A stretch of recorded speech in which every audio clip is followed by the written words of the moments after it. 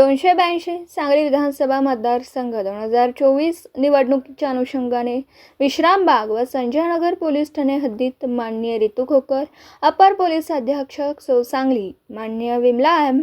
उपविभागीय पोलीस अधिकारी सौ शहर विभाग तथा सहाय्यक पोलीस अधीक्षक यांच्या मार्गदर्शनाखाली दिनांक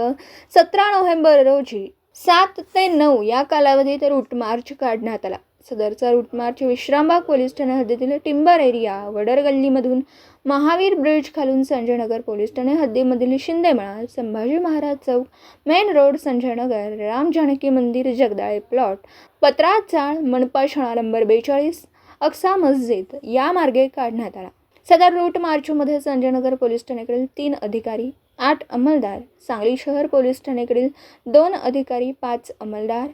RCP पथक क्रमांक 1 व 2 कडील 1 अधिकारी व 52 कर्मचारी, मुख्यालयाकडील 2 कवायत निदेशक, SSB कडील 10 अधिकारी व 46 अंमलदार, CRPF कडील 3 अधिकारी व 16 अंमलदार, कर्नाटकमधून डिव्हिजनसाठी प्राप्त झालेले 153 होमगार्ड असे एकूण 19 अधिकारी व 282 अंमलदार कर्मचारी व 5 वाहनं सहभागी झाली होती।